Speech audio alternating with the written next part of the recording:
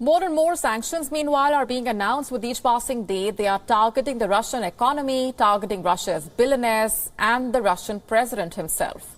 Both the US and Europe are going after the Russian leader's wealth.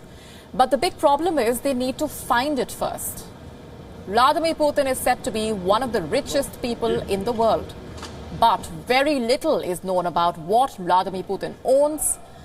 On paper, the Russian leader earns about $140,000 a year. The Kremlin has disclosed that he owns a small apartment and 4 vehicles.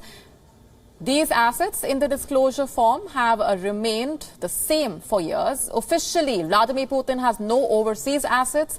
This is because no one knows the true extent of his wealth. The estimates of Vladimir Putin's wealth have varied wildly over the years. One former Kremlin advisor claiming that Putin had a fortune worth at least $70 billion.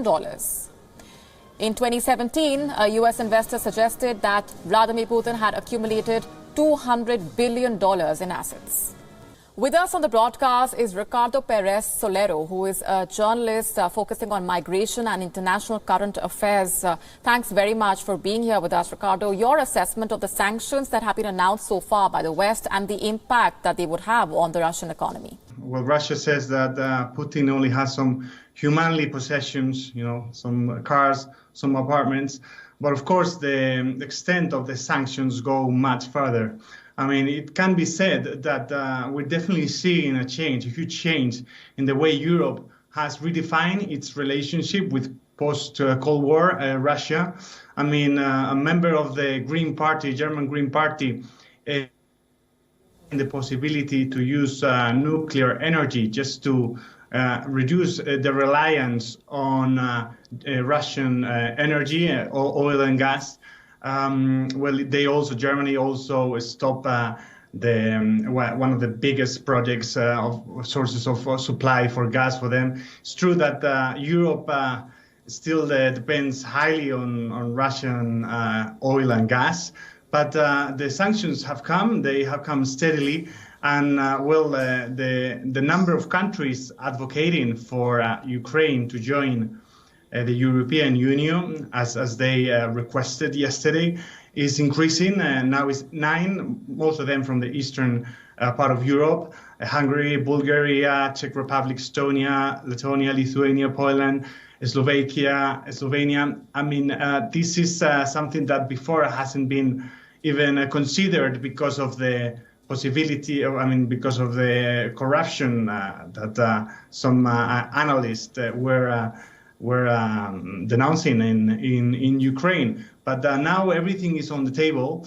and the reaction has even perhaps go through faster than what the US is doing, and that's surprising some people. Nevertheless, it's clear that a lot of people keep asking, is this going to be enough? Are sanctions going to stop the bloodshed? And the answer is pretty difficult to tell. Indeed, and the West continues to say that it will keep up the sanctions pressure on Russia indefinitely, is what the UK Prime Minister in the latest has said. He also says that evicting Russia from the United Nations Security Council is an option on the table. What do you make of that, and is that even possible? Well, we're talking big measures never done before. I think the way the United Nations Council is structured makes it quite difficult for such decisions. Nevertheless, if tensions keep building up, and if the economical sanctions put in Russia in a difficult position, some analysts even have said that there should be a way out for Russia in order to advocate for a peace, because the possibility for scaling the war may lead to drastic decisions such as that one. But the way things are now, that's an international framework legally, which is pretty difficult. What is your assessment of the pace of the Russian offensive in Ukraine so far?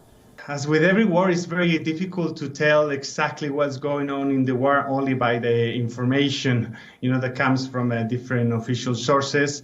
Nevertheless, there has been some leaks to pretty reliable organizations that talk of an unexpected lack of advance from Russian troops. It's true that today there has been a huge blast on the second largest city of Ukraine, and the power of Russia, of the Russian army, is much larger than the Ukrainian one. But resistance has been unexpectedly successful.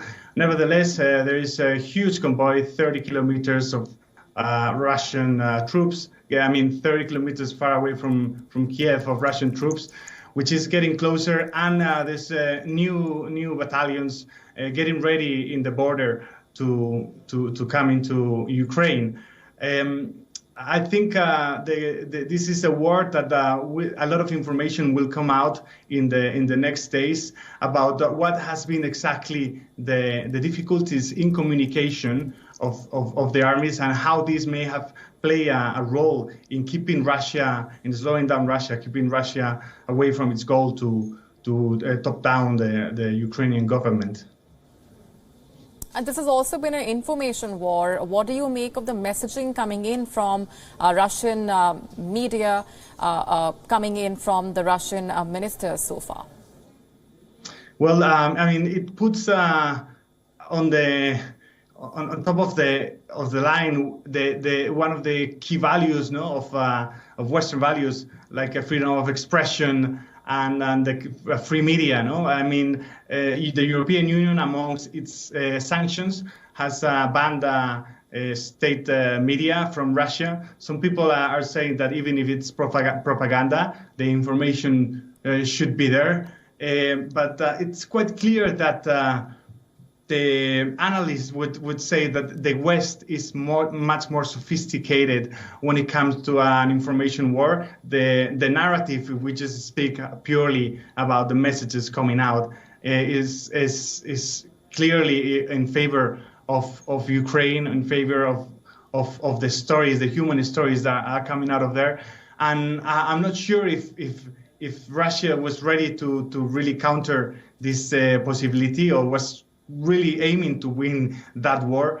But it's something that they will have to improve much more in the next weeks if they want to convince more countries outside of the main interest of the conflict that this is a legitimate action against Ukraine.